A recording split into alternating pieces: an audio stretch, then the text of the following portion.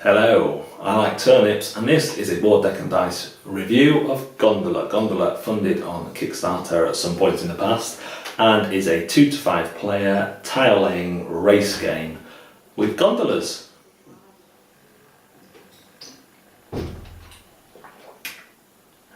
In Gondola you each take the colour gondola of your choice and then 5 flags of that colour. This is the starting tile, and then everyone will draw 5 tiles, and this is easy to remember because you always draw as many tiles as you have gondolas left. You will start by placing a tile. I've placed a couple out to show you exactly what that looks like. You must place matching lanes to lanes or waterways to waterways, and you cannot place so you block them. So this would be an illegal placement.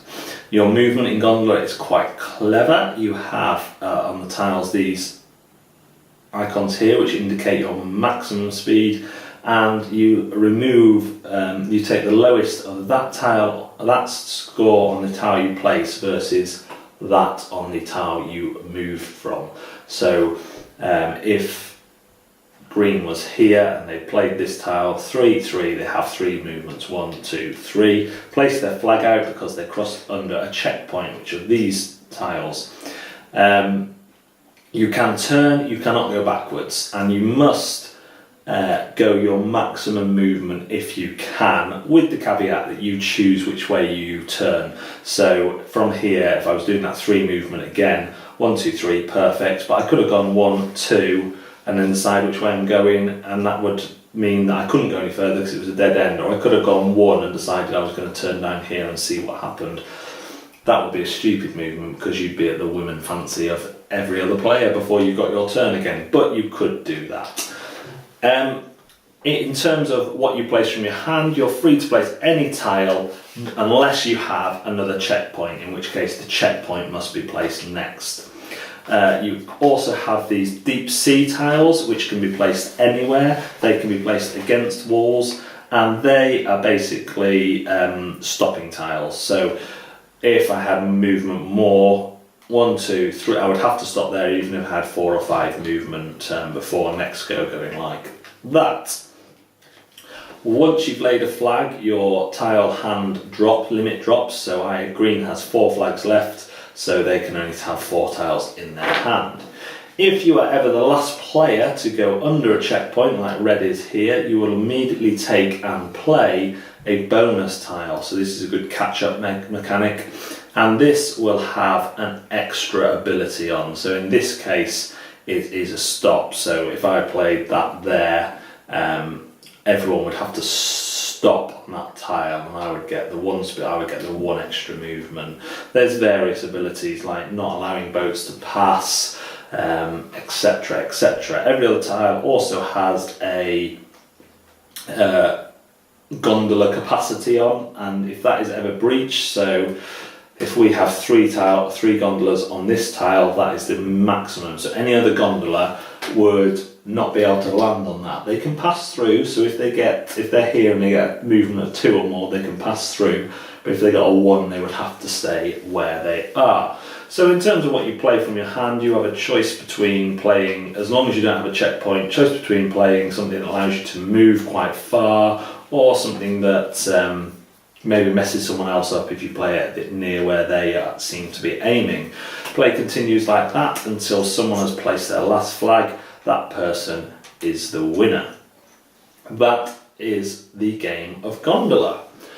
Gondola really surprised me. I didn't jump to be next to review this one because out of the games we were reviewing at the time, I thought this one looked least like my cup of tea.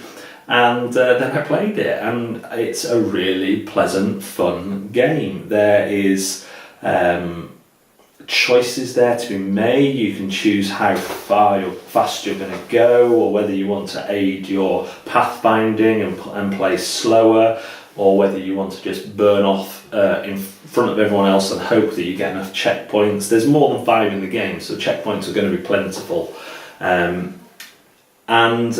Yeah, I love that choice. I love the fact that if you take a lead, your choices are going to be limited. You're going to have less tiles to choose from. That the last player gets this bonus tile catch-up mechanic. It works really well. It is not the what am I saying? It's not the most deep game. It's not the most spectacular game, and didn't blow my socks off. But I was pleasantly surprised at how much fun I had in playing Gondola. It works well at all player counts, but obviously the more the better in this game. And it doesn't make it too much longer to play with more. You're going to have a bigger sprawling map, but those checkpoints are going to come out quicker, so it kind of self-balances. It allows 15 minutes per player on the box. I would say probably once you've played one, you're going to be a lot quicker than that. You're going to kind of know a couple of tiles in your hand that you want to play ideally. If you have a checkpoint, you have to play it, so you're going to start thinking about where is most beneficial for you to play that. And yeah, I love the system of the flags limiting, so once you get down to 2 flags left, 1 flag left, you've got a limited choice, and that feels somewhat counterintuitive to other games where once your choice starts off really limited and you build it up, but it works here.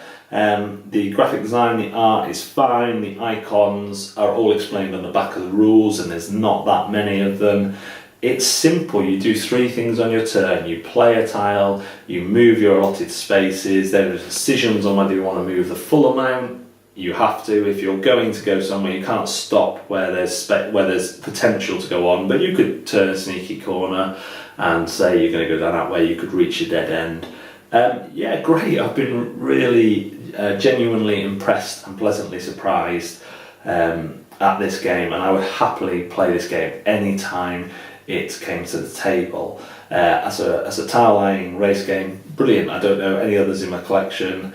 I could whip out and explain it within seconds, and people could be having fun and racing. Intimidation factor is very low. There's just tiles. There's 3 types of tiles: your standard, your bonus, and your starting tiles, which are always laid out the same. There's your flags and your gondolas. That's it. The rules are clear, concise, and fun factor for me is very high on this one. It's not gonna twitch people who like heavy decisions and all that. It's not gonna. But if you want a fast, fun game in between, and you like the idea of racing gondolas, then if you like the idea of racing, then you could go much worse than Gondola. So that is a pleasantly surprised from me. Look forward to playing it again and introducing people to it. Gondola is a good little race game. Thanks very much for watching Board Deck and Dice. We'll see you next time. Creepy wink.